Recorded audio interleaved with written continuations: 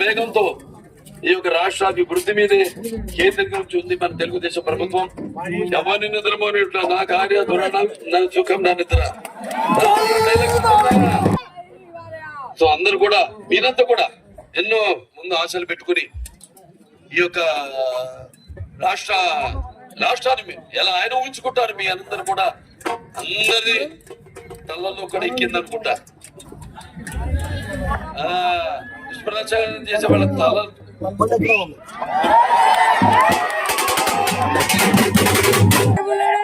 జ్ఞాన సంపదలో బ్రాహ్మణుడు ఐశ్వర్య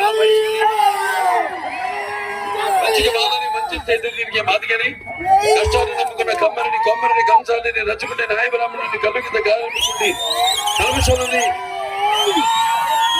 కల్మషంలోని యాదవుని ఆపదలాదుకునే వెలమి వ్యక్తిత్వం రాజుని అమనం అనిపించే కమ్మని పౌరుషంలో రెడ్డిని బుద్ధబలంలో కాపుని అంటుంటా నేను